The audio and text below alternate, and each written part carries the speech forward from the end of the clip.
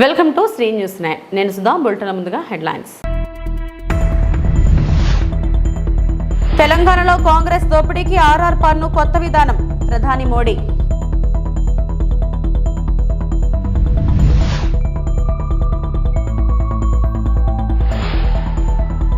June 4న విశాఖలోని ముఖ్యమంత్రిగా ప్రమాణ స్వీకారం, డేట్ ఫిక్స్ చేసిన జగన్.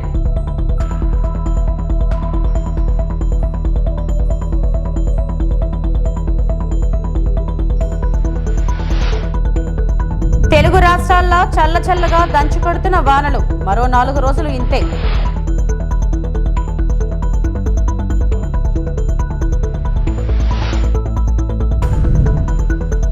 కరీంనగర్లో జరిగిన ర్యాలీలో ప్రధాని నరేంద్ర మోడీ ప్రసంగిస్తూ తెలంగాణలో కాంగ్రెస్ దోపిడీకి ఆర్ఆర్ ట్యాక్స్ కొత్త మెకానిజం అని అన్నారు. ఆర్ఆర్ పన్ను RRR యొక్క సేకరణలను వెనుకకు వదిలేసి క్రమబద్ధమైన దోపిడీ ద్వారా వసూలు చేసినట్లు ఆయన తెలిపారు. RRR टैक्स की बहुत चर्चा हो रही है. ये RRR टैक्स माने आज तो तेलंगाना का बच्चा बच्चा जानता है. इसके पहले तेलुगु भाषा में RRR फिल्म आई थी. मुझे लोगों ने बताया कि RRR ने मिलकर के कलेक्शन में RRR को भी पीछे छोड़ दिया है. आप जानते हैं ना RRR का कितना कलेक्शन था? कहते हैं 1000 करोड़ से ज्यादा लाइफ टाइम कलेक्शन. कहने वाले कहते हैं इतना तो RRR टैक्स का सिर्फ कुछ दिन का कलेक्शन होता है. ऐसी लूट मचा रखी है इन्होंने. విశాఖను ఎగ్జిక్యూటివ్ రాజధానిగా చేస్తారని, జూన్ 4న మీ బిడ్డ విశాఖలోనే ప్రమాణ స్వీకారం చేస్తారని సీఎం వైఎస్ జగన్మోహన్ రెడ్డి ఉద్ఘాటించారు. అబద్దాలకు రెక్కలు కట్టి గతంలో మేనిఫెస్టోలు ఇచ్చేవారని, తాము మాత్రం మేనిఫెస్టోకు విశ్వసనీయతకు తీసుకువచ్చామని సీఎం పేర్కొన్నారు. 14 ఏళ్ల సీఎంగా పనిచేసిన చంద్రబాబు పేరు చెబితే ఒక్క మంచి స్కీమ్ కూడా పేదలకు గుర్తురాదు.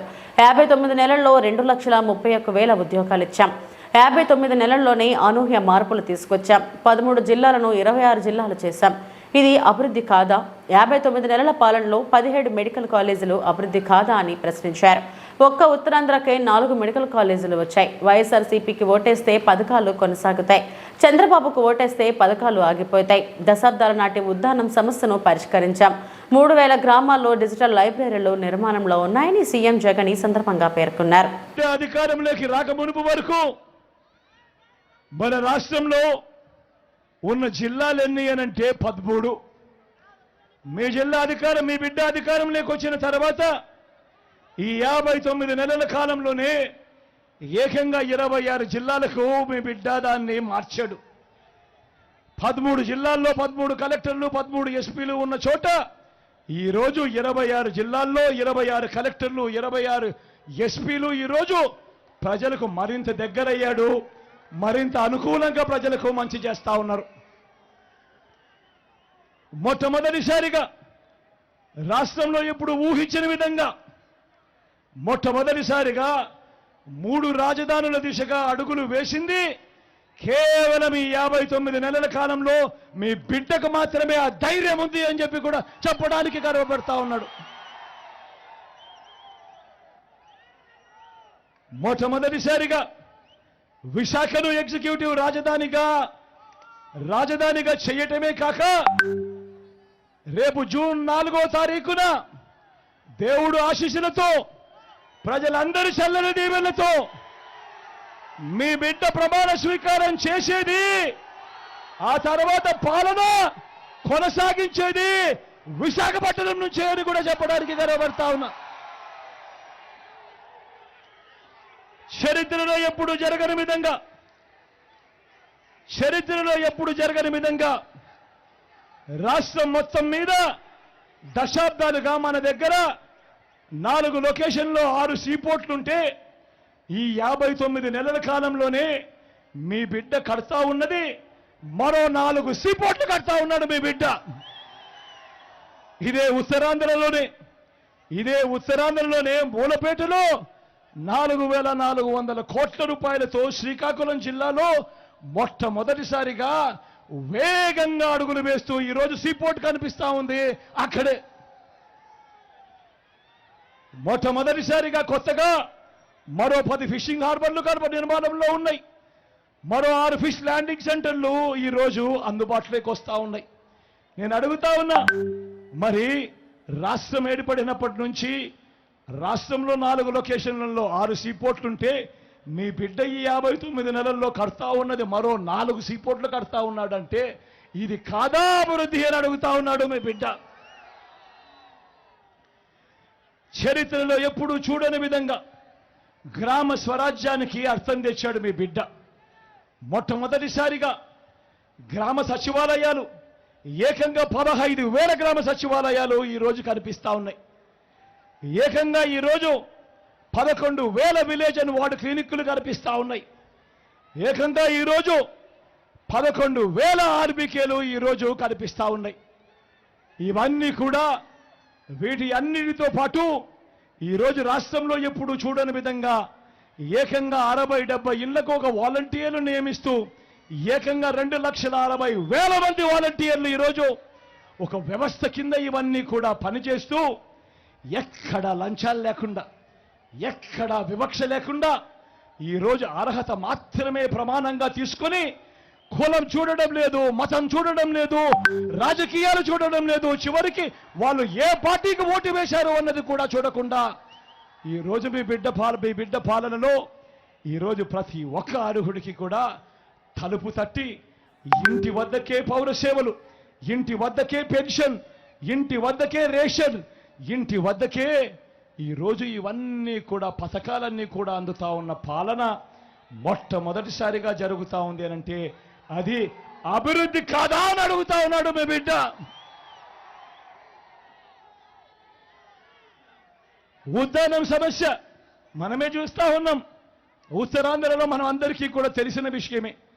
ఉద్దానం సమస్య, అక్కడ కిడ్నీ బాధితులు పరిస్థితులు ఏమిటి అని చెప్పి దశాబ్దాలుగా మనమంతా కూడా చూస్తా ఉన్నాం. నేను అడుగుతా ఉన్నా, మీ బిడ్డ రానంత వరకు ఉద్దానం సమస్యను ఎవరైనా పట్టించుకున్నారా అని అడుగుతా ఉన్నాడు మీ బిడ్డ. కానీ ఈ 59 నెలల కాలంలో మీ బిడ్డ వచ్చిన తర్వాత ఏకంగా 780 కోట్ల రూపాయలతో హిరమండలం నుంచి పైప్ లైన్ వేసి ఉద్దానం ప్రాంతానికి నీళ్లు తీసుకువచ్చి స్టార్ట్ చేసింది, కమిషన్ చేసింది రెండు మీ బిడ్డ కాదా అని అడుగుతా ఉన్నాడు. ఉద్దానం సమస్యకు చంద్రబాబు మాటలు సభ్య సమాజం తలదించుకునేలా ఉన్నాయని అన్నారు మంత్రి బొత్స సత్యనారాయణ. కూటమికి ప్రజలు ఖచ్చితంగా బుద్ధి చెప్తారని అన్నారు. 2019 ఎన్నికలకు ముందు టీడీపీ పసుపు కుంకుమ ఇచ్చిందని, దానిని తాము అడ్డుకోలేదన్న విషయాన్ని గుర్తు చేశారు. కూటమి దుర్మార్గపు ఆలోచనలు ప్రజలు గమనించాలని కోరారు. టీడీపీ ఆపించిన పథకాలకు నిధులు సిద్ధంగా ఉన్నాయన్న ఆయన, ఎన్నికలు అయిన వెంటనే లబ్ధిదారుల ఖాతాలో జమ అవుతాయని తెలిపారు. బాబు సమాజానికి ఏం సందేశం ఇస్తున్నారని ప్రశ్నించారు. మంత్రి బొత్స, చంద్రబాబుది మనిషి పుట్టుకేనా, ఆయన పేరెత్తడానికి అసహ్యంగా ఉందన్నారు. ఎన్నికల నిబంధనలకు మేము వ్యతిరేకం కాదని తెలిపారు. ఎన్నికల కమిషన్ వాస్తవాలు పరిగణించాలని సూచించారు. సమయానికి ఇన్పుట్ సబ్సిడీ అందక రైతులు నష్టపోతే బాధ్యులు ఎవరని ప్రశ్నించారు. రియంబర్స్మెంట్స్ అందక విద్యార్థులకు ఇబ్బందులు తలెత్తితే బాధ్యులు ఎవరని నిలదీశారు. నేను 2-3 యాజమాన్యాలను కలిస్తే రేపు వచ్చేస్తూ ఉండండి, ఎలక్షన్ కమిషన్ పర్మిషన్ రాశామని చెప్పారు. బ్యాంకులో డబ్బు ఉంది, మీకు రిజిస్టర్ చేయడమే అని చెప్పి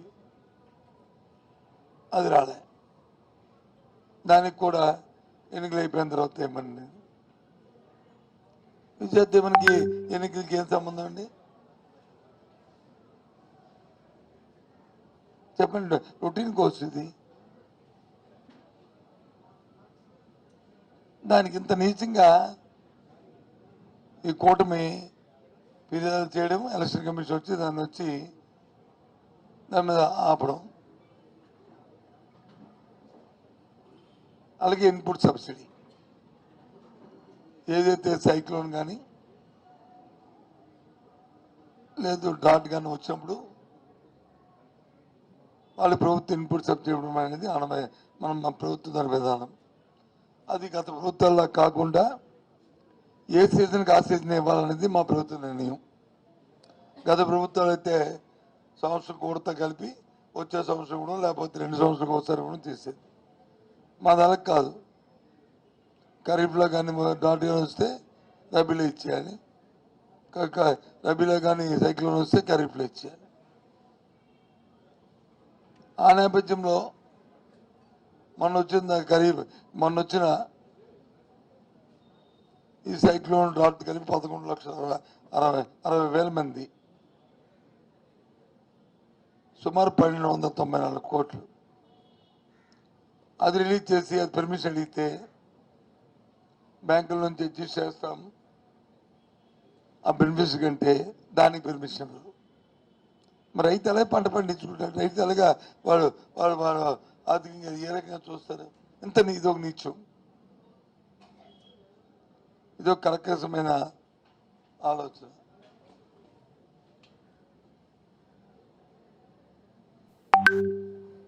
అలాగే వైఎస్ఆర్ చేయూత 3 విడతలు ఇచ్చాం, 4వ విడత వచ్చి ఇవ్వడానికి వచ్చి అది బటన్ నొక్కాం, దాని డబ్బు కూడా బ్యాంకులో వేసాం. అది బెనిఫిషరీగా అడ్జస్ట్ చేయమంటే 33 లక్షల మందికి అది కూడా రిలీజ్ చేయరు. దానికి కూడా పర్మిషన్ ఇవ్వడానికి అది మళ్ళీ ఫిర్యాదు ఇవ్వద్దని. అదే రకంగా ఈబీసీ సుమారు 4,20,000 మంది 620 కోట్లు, దానికి కూడా ఇంతే. ఇది కూడా ప్రభుత్వం వచ్చి బ్యాంకులో డబ్బు పెట్టి దీన్ని అడ్జస్ట్ చేయడానికి అడిగితే దానికి పర్మిషన్ ఇవ్వరు. ఇంకో డేట్లతో సహా అమౌంట్తో సహా.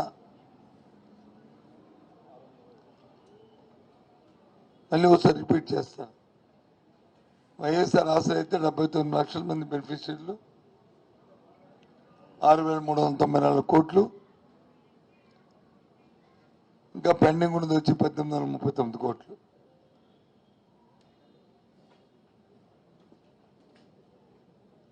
లాంచింగ్ వచ్చి 23వ తారీఖునే 1 నెలలోనే లాంచ్ చేసాము. అప్పటి నుంచి ఇస్తూనే ఉన్నాం, ఇస్తున్న ప్రోగ్రాం సుమారు 70% మందికి అయింది. ఇంకా 30%, ఇంకా 33% ఇంకా పెండింగ్ ఉంది. అదే విద్యాదీవెన అయితే 703 కోట్ల రూపాయలు, అందులో 100 కోట్లు రిలీజ్ చేస్తాం. ఇంకా సుమారు 605 కోట్లు ఇంకా పెండింగ్ ఉంది. అది మార్చి నెలలో దానికి వచ్చి బటన్ నొక్కి రిలీజ్ చేస్తాం.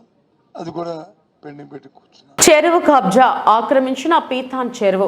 అనకాపల్లి జిల్లా నర్సీపట్నం నియోజకవర్గం నర్సీపట్నం మున్సిపాలిటీలో 24 వార్డుల్లో గల చేప పిల్లల పెంపకం చెరువు పక్కన సుమారు 2 ఎకరాల పీతాన్ చెరువు కలదు. ఆ చెరువును కాలక్రమేణా అధికారుల అండతో స్థలం ఆక్రమించి ఉన్నారు. పీతాన్ చెరువు గతంలో దిగువన పొలాలకు నీరు సప్లై అయ్యే పంటలను పండేవే. ఇప్పుడు ఆ చెరువు ఆక్రమించి ఇల్లు స్థలాలుగా మార్చారు. దీనికి సంబంధించిన చెరువు పరిరక్షణ అధికారులు చూసి చూడనట్టు వ్యవహరించడం గమనించాల్సిన విషయం. అటు నీటిపారుదల శాఖ, మున్సిపల్ అధికారులు కూడా చూసి స్పందించడం లేదు. రాజకీయ పలుకుబడి ఉపయోగించి చెరువు గట్టును సుమారు 30 సెంట్ల వరకు ఆక్రమించి ఇళ్ల స్థలాలకు తయారు చేస్తున్నారు. అంతేకాకుండా వార్డులో గల రాజకీయ నాయకులు అండతో ఎవరికి ఇష్టం వచ్చినట్టు రాత్రికి రాత్రి మట్టి తొలగించి స్థలాన్ని ఆక్రమిస్తూ ఉన్నారు.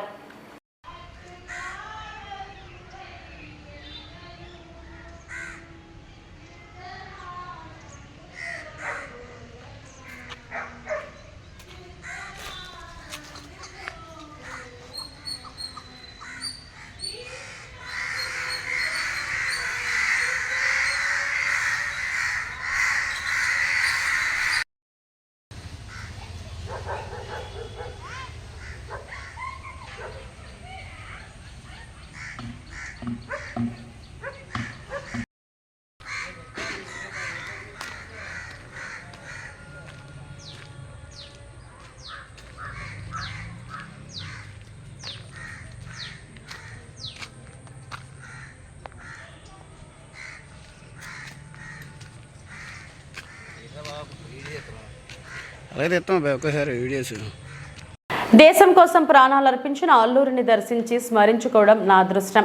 అల్లూరి వర్ధంతి సందర్భంగా గొలుగొండ మండలం కేడీపేటలో ఉన్న స్మారక చిహ్నాన్ని సందర్శించి నివాళులు అర్పించిన మాజీ మంత్రి అయ్యన్న, అనకాపల్లి ఎంపీ అభ్యర్థి సీఎం రమేష్, మాజీ ఎమ్మెల్యే ముత్యాల పాప. వైసీపీ ప్రభుత్వం అల్లూరి పార్కును నిర్లక్ష్యం చేసింది. కేంద్ర నిధులతో పార్కును అభివృద్ధి చేస్తా, కేంద్ర పర్యాటక శాఖలో చేర్చితే నిర్వహణ అభివృద్ధికి నిధుల కేటాయింపు జరుగుతుంది. అల్లూరి పోరాటాన్ని ప్రజలు గుర్తుంచుకోవాలి.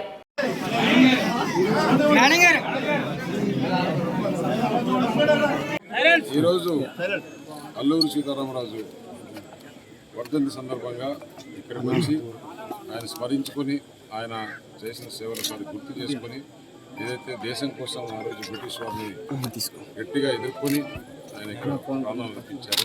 అందువల్ల ఈరోజు వచ్చి ఈ ప్రాంతంలో ఈ పార్కు ఆయన ఎక్కడైతే విగ్రహం సమాధి అదంతా చూసి ఇంకా కూడా మనం ఇటువంటి మనిషి మనం భారతదేశంలో ఆ రోజు స్వాతంత్రం కోసం పోరాటం ఇక్కడ ఏదైతే ఈ ప్రాంతంలో మన్యంలో ఉండే వారికి అందరికీ కూడా వారి హక్కుల కోసం పోరాటం నిజంగా చాలా గొప్ప మనిషి ఆయన. అందుకనే మన భారత ప్రధాని గారు ఆయన విగ్రహం భీమవరంలో స్థాపించడం, ఆయన గుర్తించి ఈ దేశంలో ఈరోజు ఈ ప్రాంతానికే తెలుసు ఆయన. ఈరోజు ప్రపంచంలో కూడా మేము పార్లమెంట్లో ఉంటే ప్రధానమంత్రి గారు అక్కడికి వెళ్ళారు, విగ్రహం స్థాపించారు. ఎవరినేది ఈరోజు యావత్ భారతదేశానికి ప్రపంచానికే అల్లూరి సీతారామరాజును పరిచయం చేసిన వ్యక్తిగా ప్రధానమంత్రి గారికి కూడా నిజంగా ఆయన గొప్పతనానికి మనం ఆయన గుర్తించి చేశారు.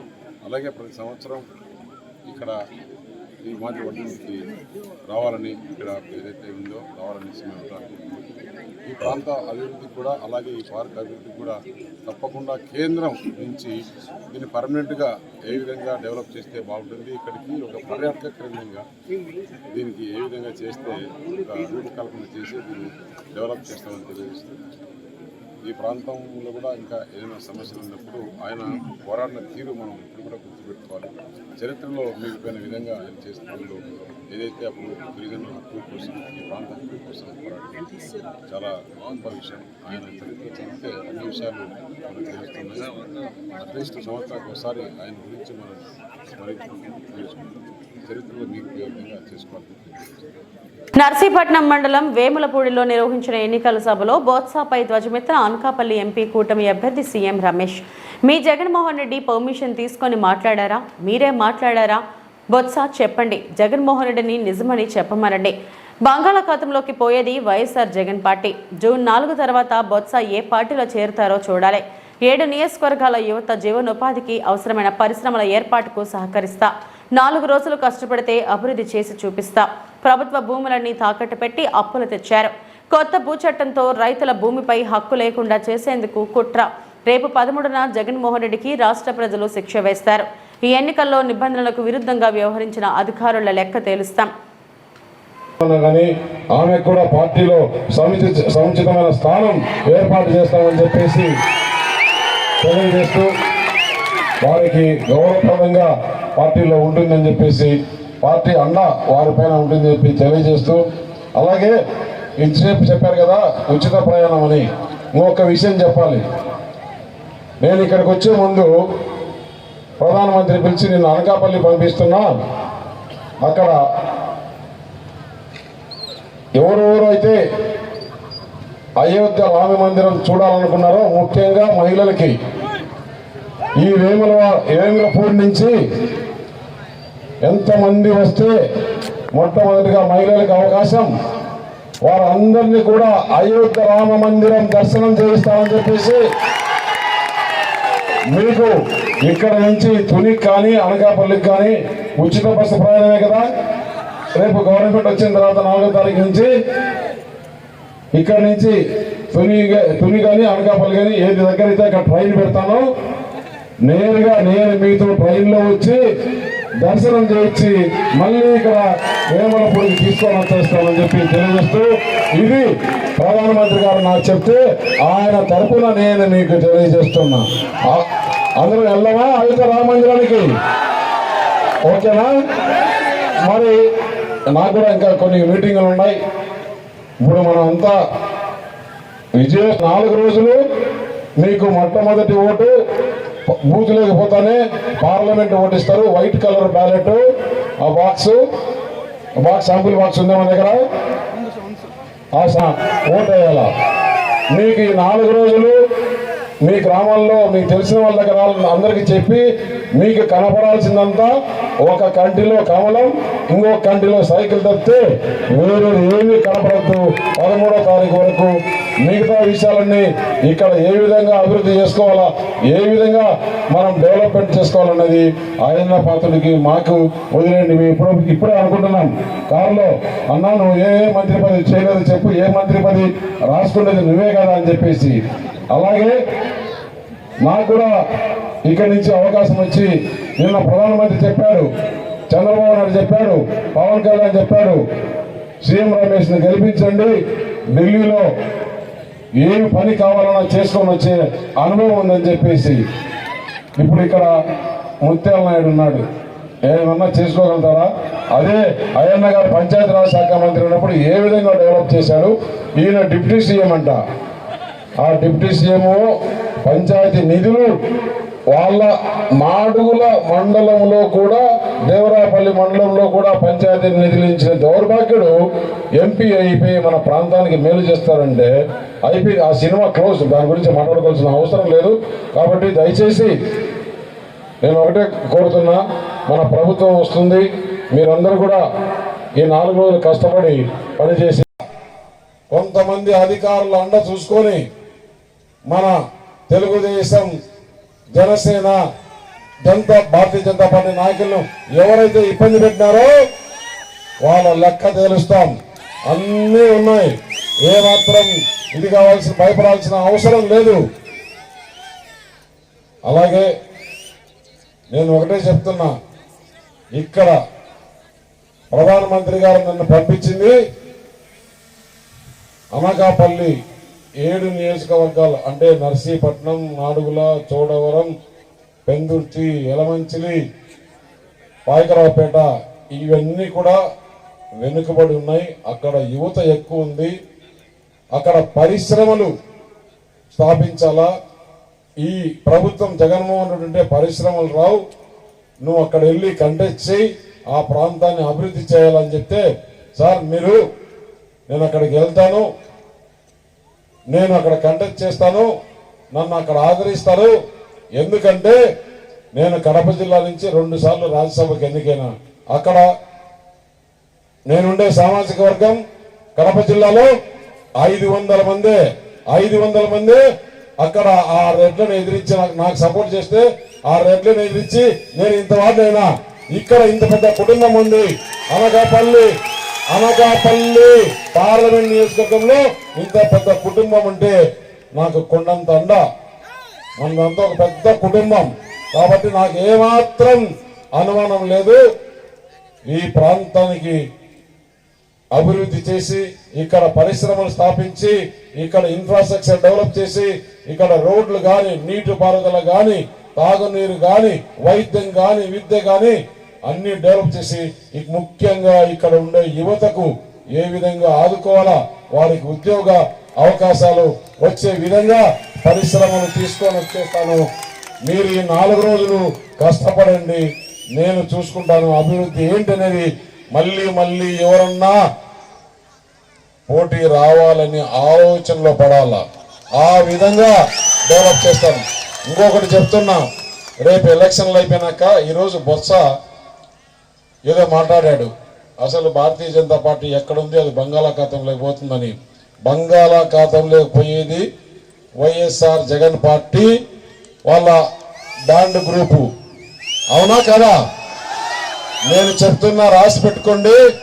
రేపు జూన్ 4వ తారీఖు తర్వాత ఇదే బొత్స ఆయన్న పాత్రుల దగ్గరకు వస్తాడు.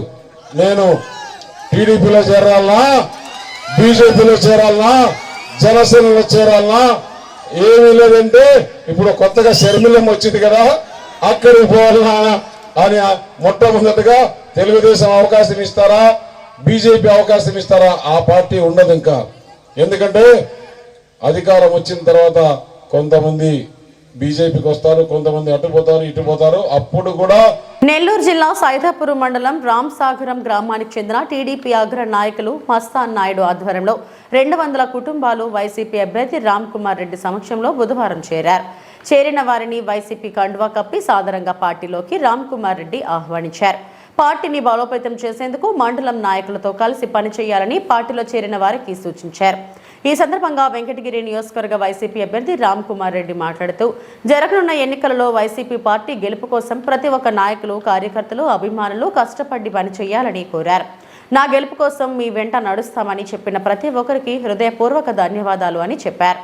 మా తండ్రి జనార్దన్ రెడ్డి నేర్పిన విలువలను తప్పక పాటిస్తానని, నన్ను నమ్ముకున్న ప్రతి ఒక్క కార్యకర్తకు అండగా ఉంటానని చెప్పారు. అలాగే మస్తాన్ నాయుడు మాట్లాడుతూ తెలుగుదేశం పార్టీలో దాదాపు 30 ఏళ్లు కార్యకర్తగా, నాయకుడిగా కష్టపడి పనిచేశానని, కానీ పార్టీ కోసం కష్టపడే వారికి సరైన స్థానం దక్కకపోవడంతో వైసీపీలో చేరానని చెప్పారు. కార్యక్రమంలో మండల వైసీపీ నాయకులు రవికుమార్ యాదవ్, వెంకటేశ్వర్లు రెడ్డి, శివకుమార్ నాయుడు, గోపాల్ నాయుడు, జనార్దన్ నాయుడు, సిద్ధయ్య నాయుడు, వరప్రసాద్ రాజు, దామోదర్ రాజు, రమణారావు, భాస్కర్ రావు, శంకర్ రెడ్డి, రామ్ గోపాల్ రెడ్డి, వరప్రసాద్ రాజు, శివకుమార్ యాదవ్, వివేక్ రెడ్డి, మధుబాబు, మోహన్ యాదవ్, శివ వెంకటేశ్వర రెడ్డి, సతీష్ వెంకటేశ్వర్లు రెడ్డి, నారాయణ రెడ్డి, రమేష్, దామోదర్ రాజు తదితరులు పాల్గొన్నారు.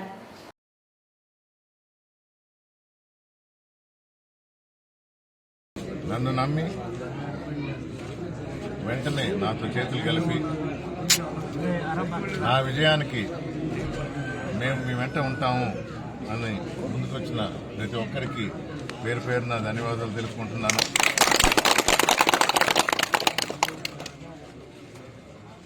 ఐదు నిమిషాలు మాట్లాడినా చాలా విషయాలు తెలుసుకున్నా. చిన్న విషయమైనా దానిలో చాలా లోతైన అండర్స్టాండింగ్ కానీ సూక్ష్మంగా చూస్తే మా శివశంకర్ భార్య పోటీ చేసినప్పుడు బంధువులైనా కూడా మేము నమ్ముకున్న పార్టీనే ఆ పక్కే ఉంటాము, బంధుత్వాలు కాదు అని స్పష్టంగా చెప్పి ఒక్క ఓటు కూడా పడలా. అంత చెల్లెలైనా, బామర్దైనా, చదువుకుడైనా. అంటే ఇక్కడ నాకు అర్థమైంది ఏంటంటే నమ్మిన సిద్ధాంతాన్ని అవమానాలు జరిగినాయి కానీ ఈ డిసిషన్ నేను తీసుకున్నాను కాబట్టి నా శక్తివంతుని వేరు లేకుండా అన్నగారిని గెలిపి నేను కృషి చేస్తూ గెలిపించాలని మనం అందరిని కూడా కోరుకుంటున్నాం.